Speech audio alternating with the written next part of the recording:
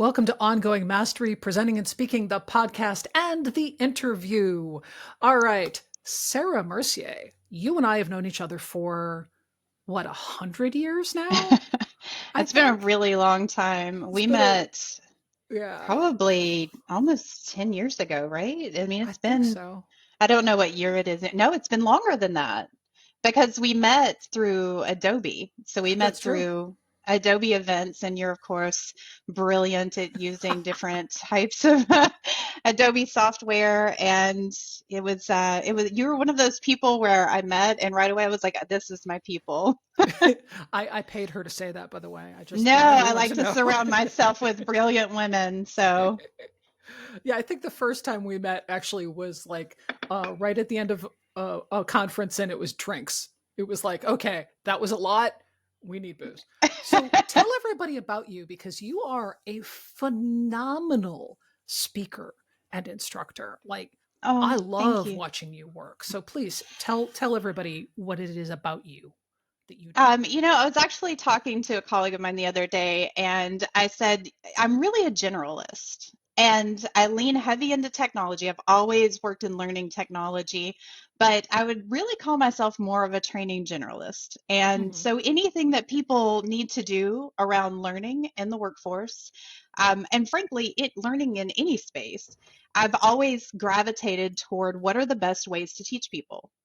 And whether that's using technology or whether that's in the classroom, I've just had a long career of teaching people. I started out in the classroom, quickly gravitated to using simulations for the classroom to teach Hmm. software. And over the years, I play around with all the fun technologies, and I play around with all the fun tools, and I spend a lot of time taking all the brilliant research from our colleagues and turning it into practice. What can you take away from this and actually do something with in your day to day? And so Yeah. a long time ago, I was like, oh, it's so hard to be a generalist because you're not known for any one thing. Hmm. I've done mobile learning, I've done learning ecosystems. I speak about xAPI, I speak about accessibility, I speak Yep. about, basically strategy, anything that has to do with creating a, a solid learning environment. Hmm. And I love it. And I can't stick to one thing. I love all of it. I have to know a little bit about everything. So I surround myself with people who go deep into these different Yep. areas, and then I learn from them and take that away and then share it back out with folks and try to make things easy and practical to the extent possible. What I love is the last time I saw you work, it was an xAPI class, and I've I've sat in on a lot of those, and they have. All right, well, I'm going to be blunt. Most of them were an exercise in suffering. To be honest, most of them were like, oh, wow. Okay. So we're basically teaching this material in a way that is the most painful way to communicate. Excellent. And then, I saw you were covering it. I'm like, okay, I need the refresher. And I went in, and what I loved, and you approach content without the assumption that people should understand it. Right. Well, And yeah. I mean, so xAPI is a good example of this because xAPI is a highly technical topic. And when you first start to learn about it, it is overwhelming. And the reality of it is, it's really not that complicated once you have somebody take you through like the basic understanding of what it is. And then you can go deep because there is a need for people who have highly technical skills that can take you deep into those different areas. yep, But when you're just starting to learn something, it you just slamming people with a whole bunch of information, it can be super overwhelming. And so, preach. like I said, it's just really, it's really, I think there's a space for people to break things down and bring people on board. I mean, Hmm. I remember I was talking to a class the other day about learning objectives. And I said, a lot of people were struggling with writing learning objectives. And I said, it was probably 5 years into my career before I learned how that learning objectives were even a thing. I knew nothing about it. And I'd already been training people internationally, right? Hmm. And bringing up call centers and training thousands of people. And so it's like, we can go beat people up and be like, you don't know what you're doing. Or we can acknowledge that a lot of people come into this space because they're just very skilled at teaching people. They're Yeah. good teachers, they're good mentors. And, when you're trying to take a step back and say, how can I do my job better? How can I learn some of the principles behind these things and continue to improve? You don't just have that imposed upon you. It's like it doesn't just come down on you. People aren't born with this. You have to learn these things. And I'm learning things every single day from Mhm. people around me. The masses are going to be smarter than the individual. And the best that we can do is to learn from those that are around us and to be constant students. I've always told people, if you're going to be in the training space, you need to be a good student. And Yes. and I say that, and I'm not always the best class participant because I'm so I think opinionated. But trainers, you do have to go into this to learn. yeah, trainers are great at learning. We're not great at being students. I think that's Usually we're true. nightmare students, I gotta say, at least I think myself. that's true. So let me take this back a step. And for people in our audience who don't know what xAPI is, how would you explain what xAPI is at a high level? Sure. So xAPI is the experience API. It's a way to measure data, collect data. Essentially, it's just a spec. So, for years, all we've collected is pass fail. Have I looked at a screen? Did I click all the screens and get to the end? And did I pass some kind of multiple choice questions that, just have me repeat back what you just told me? Yeah. So, the way that we've always assessed learning as a whole, and this is not, this is not everybody and it's not all the time, but the way that we've often assessed learning is by saying, did you remember the thing I just told you a few minutes ago? Or can you click back and find the answer? And it's rote knowledge, it's just memorization. And Yeah. so one of the opportunities is, can we identify whether or not people are learning through practice?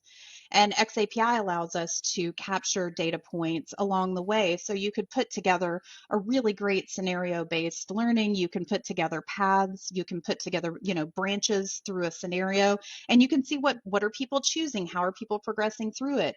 If I put together a simulation and I am trying to determine whether or not they were successful in completing a simulation, I could capture data points along the way that tell me whether people were successful or not. It changes the way that we think about how we design learning and Mhm. how we design those different activities to see what people are learning or not.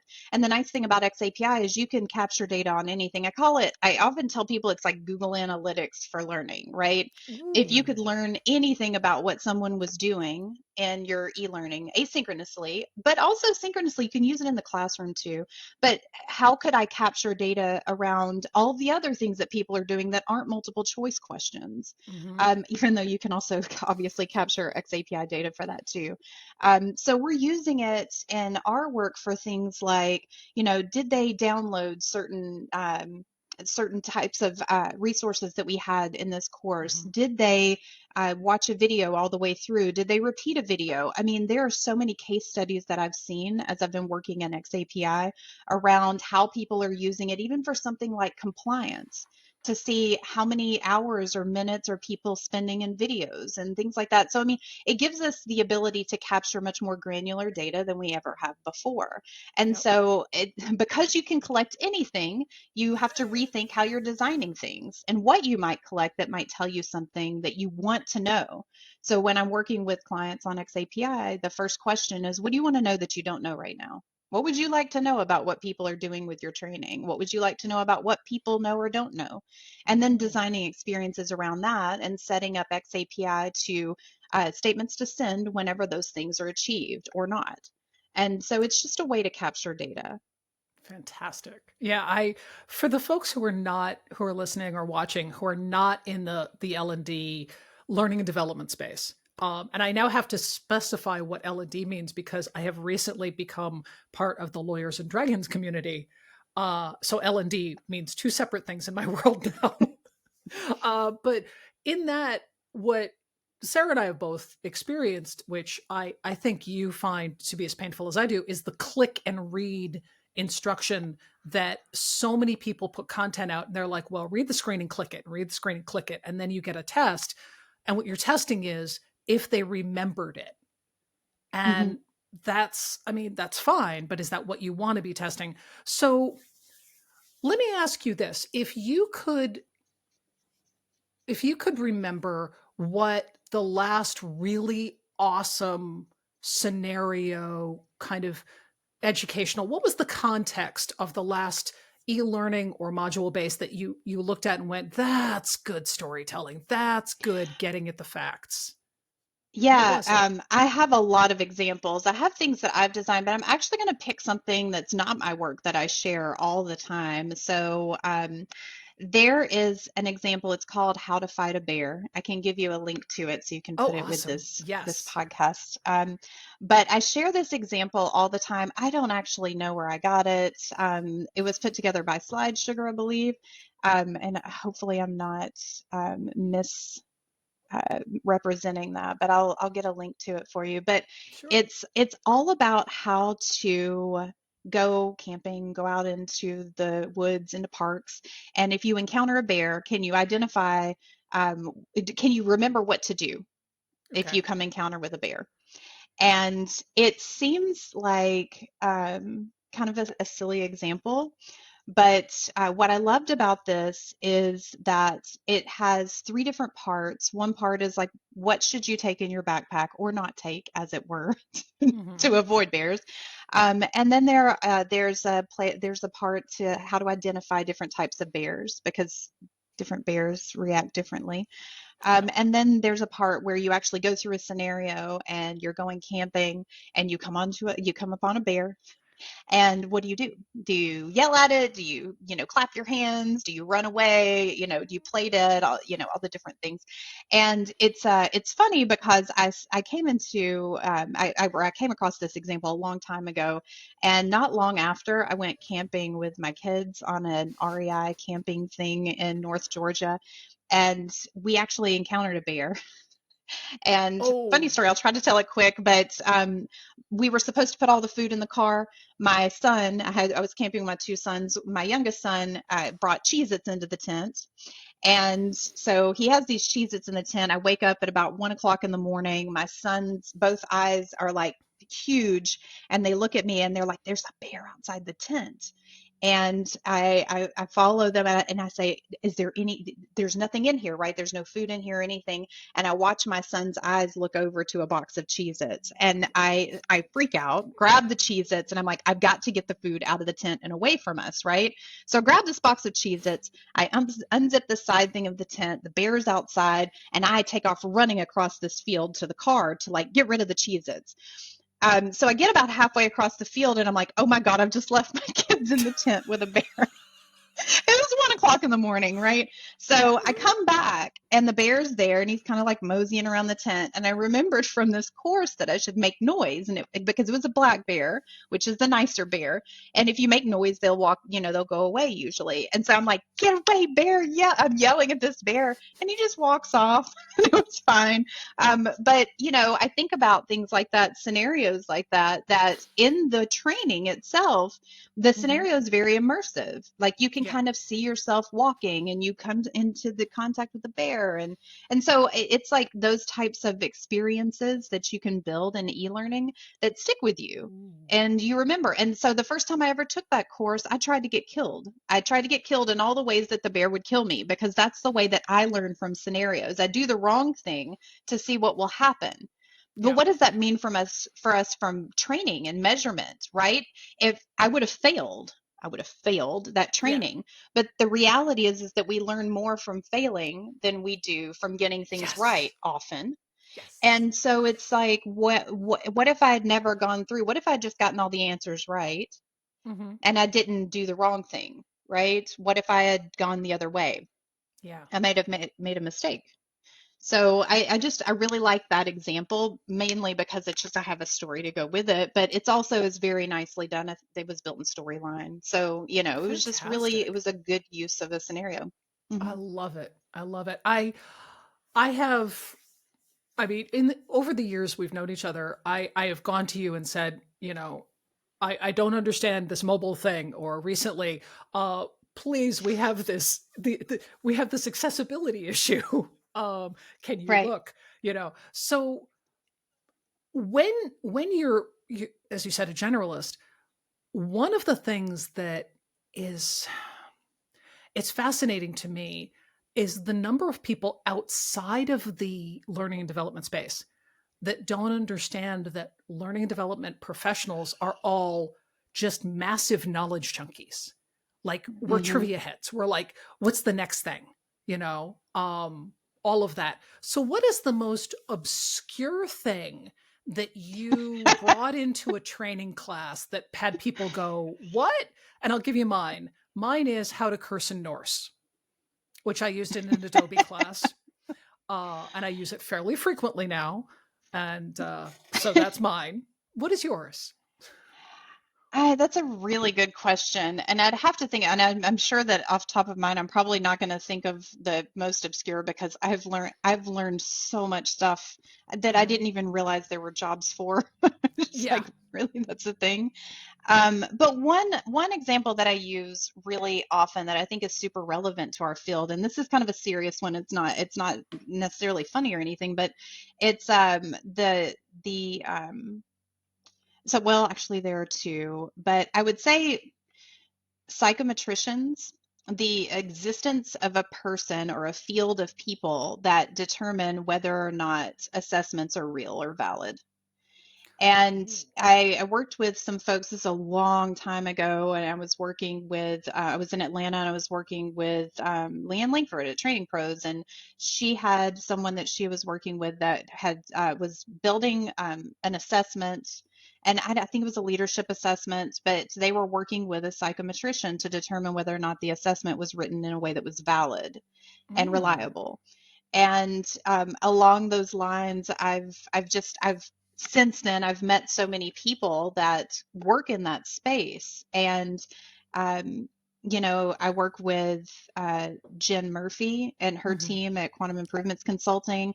That just people that actually determine whether or not things that you're doing in your assessments are valid or reliable, and it's all math. And I don't understand it, but I think it's amazing.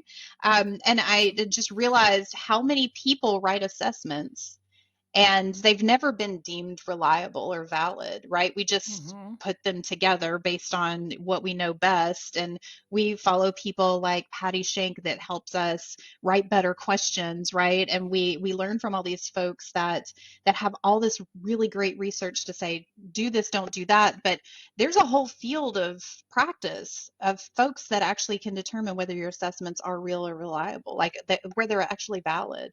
And I've always thought that was really fascinating. And it's something I never even knew existed or would have ever thought about. And that was well into my training career. That is awesome. That is awesome. I'm going to do the last question, tying this into the title of the podcast. So, ongoing mastery, presenting and speaking. I chose that because honestly, anything I want can fit into that box, to be real. But when it comes to presenting and speaking, being a knowledge junkie, being somebody who's really open to learning new things is crucial. What is the mistake that you see people making in presenting or in training, that, like, what is the biggest hurdle that you see, especially people newly coming into this world making? Is there, I mean, I there's a really million, don't but think, yeah, I don't think there's one. And I don't even think there's one that stands out because I think it varies from person to person. I can say that a common thing that I see that really people really struggle with is they see someone on LinkedIn or they see someone speak at a conference and they're like, this person must know what they're talking about because of the platform they have or how many followers they have or how loud their voice is. yeah. And they say, well, I heard this one time at this conference and then this is the thing that I now do. And what I would encourage folks to do is when you hear something new and you're like, oh, this is really interesting, that sounds like it's right, to then further research that. first before making up your mind that that's actually a fact, because there's a lot of misinformation. And there are a lot of people that can be quite savvy at marketing themselves as Yeah. I'm a thought leader in this or I'm an expert in that. And they get up and they speak very strongly about certain types of research. And I'll use that with a little r because it's not even real research to say this is the way things are. I mean, learning styles have been a thing forever and ever, and it just keeps getting perpetuated, and it has no foundation in anything that's measurable. And so I just feel like the thing that I've learned in my career is be careful about taking something that you hear from someone and assuming that it's factual, especially at conferences, especially in social media. Yes. The first conference I ever went to, actually, it was a training magazine conference in San Diego in like 2003 or something. It was Okay. really relatively early in my career. And I went to a session that someone was doing on Adobe Captivate. And this is right when I was first learning it. And this person had no idea what they were talking about. And they had a whole room of people that were just taking notes and listening to everything this person said because they were given that platform to speak about Yep. it. And so people assume this must be true. And you have to be very careful about what you listen to. And I'm not saying that, don't listen to people. I'm just saying be skeptical about Hmm. what you hear and take that a step further. I heard this one time, don't etch it in stone. Because it's Mm. probably upon further research, you may find that there Yep. are other views that you might find that you have a deeper understanding. You may even find that it wasn't wrong, but it wasn't what you understood it to be at first. So it's just Yeah. allowing your knowledge to continue to progress and keeping an open mind and not just saying, well, so and so said this and so said that, so this all must be true.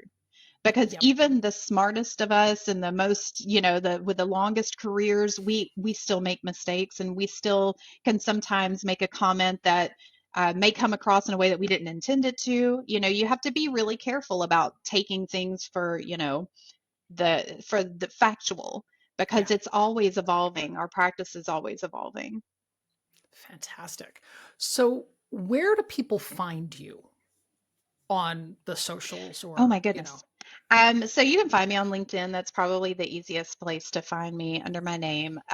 My company is Learning Ninjas. We're actually going through a rebranding. So by DevLearn this year in October, which is a learning guild conference, we are going to be unveiling our new branding. I'm just waiting on awesome. our logo right now. We're already technically rebranded, so legally all of our name changes have gone on. But yeah, so we have some new rebranding. But for right now, you can go to learningninjas.com.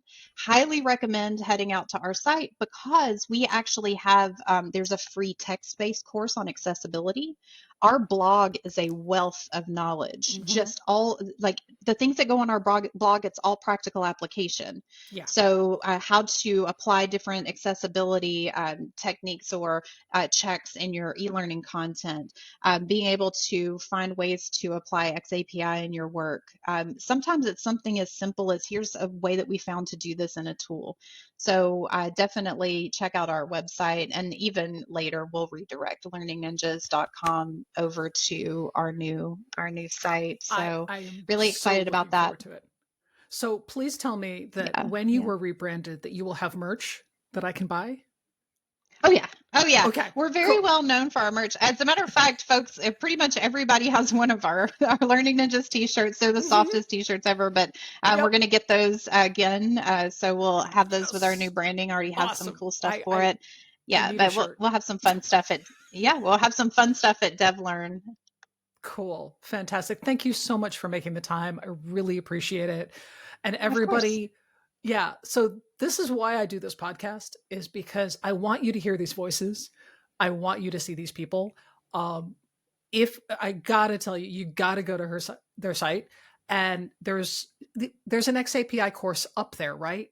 There's an intro. There is, you can get to it through our site, but you can go directly to learnxapi.com, Okay. and there is a free module that if you know nothing about xAPI, just take the free module and get a little understanding of what it is. There's also a paid version of the course at learnxapi.com that is for beginners. Yep. And not just e-learning designers and developers, but managers, IT people, like anyone in your organization that touches any kind of data collection. It's a really great course to lead you through how to set it up. And it's very handholdy. So if you want something that will take you through each step of the process, and at the end of it, you're sending statements to your own LRS, and we help you set all of that up through the course. So something that I highly recommend. Sean Putman and I put that together, and based on years and years of working in xAPI and teaching our clients, it actually was born out of us teaching clients over and over again and saying, you know what, we should just turn this into a course and give them the course and then work with them on the project, so that way they can have that primer. Perfect. Yeah. And I wanted to bring that up because it's excellent. Like that course is, I mean, obviously it's really well designed, but it's also like, oh, okay, I can see the world. So that's lovely. It's also not a bunch of videos, right? I got tired of seeing all these video courses for xAPI, and it's going to take you through it step by step. There's a little simulator in there where you can play around with creating statements, and it's all accessible too. So, it gives people the ability to go through and learn this stuff and not have to watch a video or read transcripts and that kind of thing. I think it's something that is going to be a lot more hands-on for folks. It's something that is a lot more hands-on for folks. Awesome. All right. So again, right now it's Learning Ninjas. But learningninjas.com. But it will be redirected with the new branding, and I'm looking forward to that because I need some new merch. That's just me. I need some more geeky stuff. And everybody, please follow on the socials, connect, leave comments, let us know. And if you are diving into the world of xAPI, make some comments about what you've done with it. All right, because that would be really helpful to see kind of where people are going with this. And we will catch you next time. Thanks for watching. Thanks for listening. Bye.